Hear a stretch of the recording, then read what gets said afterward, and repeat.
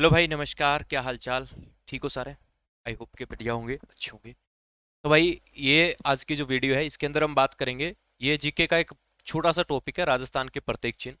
बहुत ही आसान सा टॉपिक है, इसके बारे में हम बात करेंगे। अगर वीडियो अच्छी लगे तो लाइक कर देना भाई, और कमेंट करके बता देना, और अगला कौन सा टॉपिक जो बनाना है वो भी कमेंट बॉक्स में कमेंट कर देना भाई। चलिए शुरू करते हैं। सबसे पहले जो बात कर रहे हैं वो करेंगे भाई खेजड़ी वृक्ष के बारे में। सारे लोग जानते हैं खेजड़ी वृक्ष होता है, सबने देखा हुआ है, ठीक है। ऐसा शायद ही कोई होगा जिसने ये वृक्ष नहीं देखा होगा।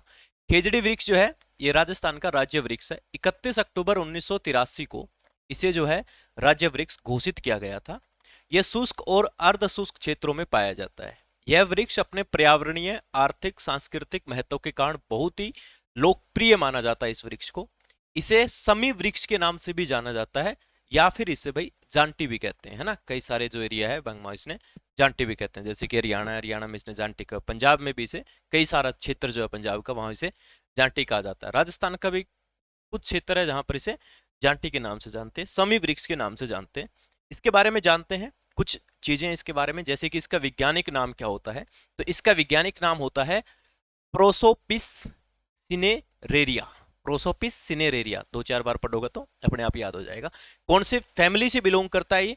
तो फेबेसी फैमिली से बिलोंग करता है। इसके अन्य जो लोकल नेम होते हैं, स्थानीय जो नाम होता है, हिंदी में इसे खेजड़ी या समी वृक्ष या जांटी भी कहा जाता है। जैसे कि मैंने आपको बताया कि राजस्थान का कुछ हिस्सा है हरियाणा, जो हरियाणा के टच में लगता है वहां इसको जांटी कहते हैं, और हरियाणा के जो टच में लगता पंजाब है वहां भी इसे जांटी कहा जाता है। संस्कृत में इसे समी वृक्ष के नाम से जाना जाता है। पंजाबी में इसे झांडी भी कहा जाता है, गुजराती में इसे खिजड़ो कहा जाता है, और मराठी में समी वृक्ष, वही संस्कृत वाला। राजस्थान का कल्प वृक्ष भी इसे कहा जाता है। ये इसके अन्य नाम हो से इसको जाना जाता है। प्राकृतिक और पर्यावरणीय अगर इसके वितरण की हम बात करें तो यह मुख्य रूप से भारत के राजस्थान, हरियाणा, गुजरात, पंजाब, उत्तर प्रदेश और मध्य प्रदेश में, जहां पर जो शुष्क एरिया है, जहां कम पानी वाला क्षेत्र है, वहां पर ये जो वृक्ष पाया जाता है। अपने भारत के अलावा बात करना तो पाकिस्तान में, अफगानिस्तान में, ईरान में, और जो अरब कंट्रीज है, अरब देशों में, जहां कम पानी की मात्रा पाई जाती है, वहां पर यह वृक्ष जो है पाया जाता है। रेगिस्तान इलाकों में बात करें तो इसकी जो जड़ें होती है वो 20 से 30 मीटर गहराई तक जाती है, क्योंकि वहां पानी कम होता है। पानी कम होता है तो पानी लाने के लिए जो इसकी जड़ें हैं वो बहुत ही गहराई तक जाती है, और यही कारण है, इतनी लंबी जड़ जाने के कारण ही है भाई, यह सूखे में, जहां सूखा पड़ता है वहां भी ये वृक्ष जो है ये जिंदा रहता है। राजस्थान का कल्प वृक्ष इसीलिए इसे कहा जाता है कि जहां पर बहुत बारिश नहीं होती या बहुत ही कम बारिश होती है, वहां पर भी ये वृक्ष जो है ये अपने आराम से जिंदा रहता है और लोगों की जो है जरूरतें पूरी करता है। तो इसके बारे में और अगर हम बात करें तो इसका जो फल लगता है उसे सांगरी कहते हैं। क्या कहते हैं? सांगरी कहते हैं। सांगरी की सब्जी जो होती है काफी फेमस होती है, ठीक है, और वो सूख जाती है तो उसे खोखा कहते हैं। सबने खाए होंगे खोखा। तो खेजड़ी का जो फल होता है सांगरी कहा जाता है, जो राजस्थान की प्रसिद्ध पंचकुटा और कैर सांगरी की सब्जियों में प्रयोग किया जाता है ना। यह प्रोटीन, विटामिन और खनिज से भरपूर होती है सांगरी की सब्जी। इसकी जो पत्तियां होती है, इसकी पत्तियों को कहते हैं लूंग, है ना। ये पशुओं के लिए चारे में इस्तेमाल की जाती है। लोग क्या कर रहे हैं, इसके लूंग झाड़ ले, मतलब उसको सुखा लेते हैं, सुखा के और फिर पशुओं के लिए चारे के रूप में इसका इस्तेमाल किया जाता है। सूखे मौसम में जब अन्य चारा नहीं मिलता तब पशुपालकों के लिए जीवन रक्षक साबित होता है, क्योंकि भाई बारिश तो हो ही को नहीं या बहुत ही कम हुआ है, तो चारा जो है पशुओं के लिए मिलता नहीं, तो लूंग जो उसने झाड़ के सुखा ले है, सुखा के फिर अपना जब भी जरूरत हो है तो उसके तरह इसका इस्तेमाल करते हैं। औषधीय रूप से यानी दवाइयों के रूप में भी इसका इस्तेमाल किया जाता है। इसकी छाल, पत्तियां और फल आयुर्वेद में उपयोग किए जाते हैं। आयुर्वेदिक दवाइयां इसकी बनाई जाती है। खेजड़ी की छाल से त्वचा रोगों का इलाज किया जाता है, यानी कि चमड़ी से रिलेटेड जो बीमारियां होती है उनका इलाज किया जाता है। बुखार या फिर मधुमेह, मधुमेह होता है शुगर, डायबिटीज जिसे कहते हैं, इसके लिए भी इसे उपयोगी माना जाता है। अब बात करते हैं धार्मिक महत्व की। अगर बात करते हैं तो इसे हिंदू धर्म में पवित्र माना जाता है ना। हवन जो करे करापा तो उसमें जांटी की लकड़ी लेके आवा, खेजड़ी की लकड़ी ला करके हवन किया जाता है, जो कि काफी पवित्र माना जाता है। दशहरे के दिन यानी विजयदशमी के दिन इसकी पूजा की जाती है। इसे समी वृक्ष भी कहा जाता है, और माना जाता है कि महाभारत काल में जब पांडव अज्ञातवास पे थे, वो अपना जो अज्ञातवास काट रहे थे, तो उस दौरान उन्होंने अपने हथियार जो है इस वृक्ष के अंदर छिपाए थे, ठीक है। विजयदशमी के दिन इस वृक्ष की पूजा की जाती है, जो कि ऊपर भी हमने कहा दशहरा या विजयदशमी, और इसका मेला लगता है भाद्रपद की शुक्ल दशमी को, है ना। तो पूजा की जाती है विजयदशमी, और इसका जो मेला लगता है वो भाद्रपद की शुक्ल दशमी को इसका जो है वो मेला लगता है। उसके बाद बात करें तो बिश्नोई आंदोलन से भी इसका एक बहुत ही महत्वपूर्ण पॉइंट जुड़ा हुआ है। 1730वें अमृता देवी बिश्नोई आंदोलन आप लोगों ने बहुत पढ़ा होगा। 1730 में जोधपुर के राजा ने अपनी हवेली का निर्माण करवाया, ठीक है, राजा अजीत सिंह ने। तो उसने आदेश दे दिया कि बे जाओ आसपास जो है खेजड़ी की लकड़ी काट के लेके आओ, तो जो कि आप अपने महल में लगावाएंगे उसको। लेकिन अमृता देवी बिश्नोई ने, खेजड़ली गांव की अमृता देवी बिश्नोई ने अपनी दो पता नहीं 3 बेटियों के साथ गांव के अन्य 363 लोगों ने अपने प्राणों की आहुति दे दी थी खेजड़ी वृक्ष को बचाने के लिए, है ना। उसी के नाम पे अमृता देवी बिश्नोई एक पुरस्कार भी दिया जाता है, उसे राष्ट्रीय स्तर पे माना जाता है आजकल तो, ठीक है। खेजड़ी से जुड़े हुए कुछ प्रसिद्ध कहावतें भी है कि सिर साटे रूख रहे तो भी सस्तो जान, मतलब कि सिर कट के अगर वृक्षों की रक्षा होती है तो भी अच्छी बात होती है। दूसरी एक कहावत है कि राजस्थान की धरती पर जीवन की डोर थामे खेजड़ी, कि राजस्थान में पानी कम होता है, पानी कम होता है, और खेजड़ी वृक्ष की विशेषता होती है कि जहां पानी कम होता है वहां इसकी जड़ें बहुत गहराई तक जाती है और वहां भी ये जिंदा रहता है, तो वहां लोगों को औषधीय रूप से भी ये फायदा देता है। और भाई लूंग से अपने पशुपालन के लिए भी ये लूंग इसका काम आता है। सांगरी की सब्जी बना लेते हैं लोग, है ना, सुखा के खोखे बना के भी खा लेते हैं, ठीक है। तो इसीलिए राजस्थान की जीवन डोर थामे खेजड़ी, ये उस कुछ कहावतें हैं राजस्थान में इस खेजड़ी वृक्ष को लेकर के। उसके बाद आता है चिंकारा। चिंकारा ये दिख रहा है, ये एक हिरण की प्रजाति है चिंकारा, ठीक है। चिंकारा जिसे भारतीय गजल कहा जाता है, यह बहुत ही सुंदर और तेज दौड़ने वाला बहुत ही शर्मीला पक्षी है, हिरण की ही एक प्रजाति है, देख रहे हो काफी खूबसूरत दिख रहा है ये। इसका अगर वैज्ञानिक नाम बात करें तो गजेला बनेटी इसका वैज्ञानिक नाम होता है, साइंटिफिक नेम होता है। बोविडी फैमिली से बिलोंग करता है ये, ठीक है, बोविडी फैमिली से, जिसमें बैस में अपने बिलोंग करते हैं। वंश की बात करें तो गजेला वंश से एक स्तनधारी है, मैमल्स ये बिलोंग करता है। अन्य नाम की बात करें तो भारतीय गजल और हिरण के नाम से भी इसे जाना जाता है। इसे राजस्थान का जो राज्य पशु इसे घोषित किया था। वैसे तो आप कहोगे गुरुजी राज्य पशु तो ऊंट है, ऊंट पालतू पशु है, ये जंगली पशु है। राजस्थान का राज्य पशु इसे 22 मई 1981 को घोषित किया था, और आंध्र प्रदेश का भी ये राजकीय पशु है, ठीक है। इसके बाद हम बात करें ऊंट की, तो भी जिक्र कर रहे थे तो ऊंट आ भी क्या अपने, ठीक है। तो ऊंट की बात करें तो ऊंट को तो आप सारे लोग जानते हैं, इसे रेगिस्तान का जहाज कहा जाता है, ठीक है।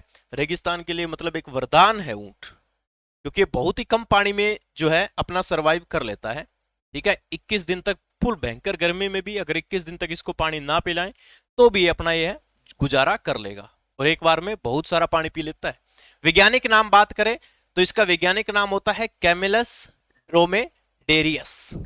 ये एक कुबड़ वाला जो अपने यहाँ पे राजस्थान में पाया जाता है, और जो अरब कंट्री में होता है वो 2 कुबड़ वाला ऊंट होता है, उसका वैज्ञानिक नाम होता है कैमिलस बैक्टीरियनस, है ना, 2 कुबड़ वाला ऊंट होता है। कैमिलिडी फैमिली से बिलोंग करता है, कैमलस वंशज के तहत आता है, स्तनधारी मैमल्स के अंदर आता है। अन्य नाम रेगिस्तान का जहाज कहते हैं, ड्रोमेडरी ऊंट कहते हैं 1 कुबड़ वाले को, और बैक्टीरियन ऊंट कहते हैं 2 कुबड़ वाले को, ठीक है। राजस्थान का अगर राजकीय पशु की बात करें तो 30 जून 2014 को इसे बनाया गया था। ऊंट के बारे में बात करें तो ऊंट मुख्य रूप से रेगिस्तान और जहां थोड़ा आधा रेगिस्तान वाला क्षेत्र होता है, जहां बारिश कम आती है, उस इलाके में ज्यादा पाया जाता है। भारत में बात करें तो राजस्थान, गुजरात, हरियाणा, पंजाब में बहुत ज्यादा ऊंट पाए जाते हैं। इसके अलावा दूसरे कंट्रीज की बात करें तो सऊदी अरब है, ठीक है, अफ्रीका है, मंगोलिया है, मध्य एशिया है, ऑस्ट्रेलिया में भी ऊंट पाए जाते हैं। ऊंट के कुबड़ के अंदर जो है फैट होता है, वसा, ठीक है, फैट जमा होता है जो इसको एनर्जी देता है। भाई गुरुजी इतने दिन तक बिना पानी पिए रह जाता है, हाँ रह जाता है भाई। इसके कुबड़ में क्या होता है, फैट स्टोर होता है। जब ऊंट को भोजन या प्रॉपर मात्रा में इसको पानी नहीं मिलता तो इसके जो कुबड़ के अंदर जो फैट यानी कि वसा जमा होता है उससे उसको एनर्जी मिल जाती है और ये कई दिनों तक जिंदा रह जाता है, ठीक है। ऊंटनी के दूध की बात करें तो यह बहुत ही ज्यादा पोषण से भरपूर होता है। विटामिन सी बहुत अधिक मात्रा में पाया जाता है, आयरन भी बहुत होता है और कैल्शियम की मात्रा भी बहुत होती है ऊंटनी के दूध में, है ना। तो और ये ऊंटनी का जो दूध होता है ये मधुमेह, डायबिटीज है, हार्ट डिजीज है और पाचन संबंधी जो बीमारियां होती है इनके लिए बहुत ही लाभदायक होता है ऊंटनी का दूध, ठीक है। ऊंटनी के दूध के लिए जो डेयरी है वो उर्मुल डेयरी है बीकानेर के अंदर। कहां पर है, बीकानेर के अंदर है उर्मुल डेयरी, जहां पर ऊंटनी का दूध मिलता है आपको, ठीक है। राजस्थान में पाबूजी महाराज को ऊंटों का देवता माना जाता है कि ऊंटों में अगर कोई बीमारी आ जाए तो पाबूजी महाराज की पूजा करे और उससे फिर क्या हो जाते हैं, ऊंटों में जो बीमारियां हैं वो ठीक हो जाती है, ऐसा माना जाता है। जंगली ऊंट की बात करें तो 40 से 50 वर्ष तक जीवित रहता है और अपने जो पालतू ऊंट होता है वो 25 से 40 वर्ष तक जिंदा रहता है। मादा ऊंट का गर्भकाल की बात करें यानी प्रेगनेंसी पीरियड, तो लगभग 14 महीने तक इसका प्रेगनेंसी पीरियड चलता है, 12 से 14 महीने तक। राष्ट्रीय उष्ट अनुसंधान केंद्र बीकानेर के अंदर पाया जाता है। भारतीय कृषि अनुसंधान परिषद के लिए एक अनुसंधान केंद्र है, ये बड़ा इंपॉर्टेंट पॉइंट है, कहां पर है, तो ये भी बीकानेर के अंदर है जी।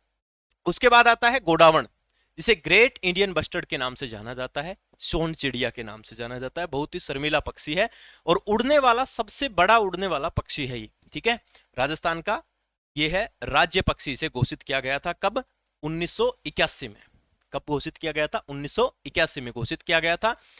इसे अन्य नाम से जानते हैं, भारतीय गोदा, गोडावण, ग्रेट इंडियन बस्टर्ड, सोन चिड़िया, अलग नाम से इसको जाना जाता है। एप्स वर्ग के अंदर आता है यानी पक्षियों वाले वर्ग में आता है।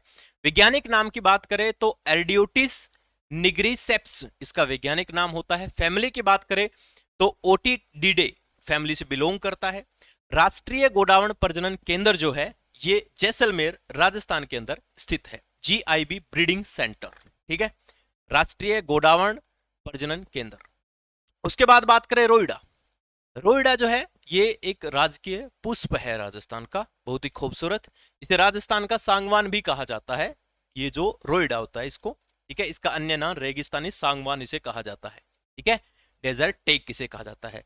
मरु गुलाब, इसे मरुस्थल का गुलाब भी कहा जाता है, क्या कहा जाता है इसे, मरुस्थल का गुलाब, और रेगिस्तानी सांगवान के बराबर इसकी वैल्यू होती है इसकी लकड़ी की।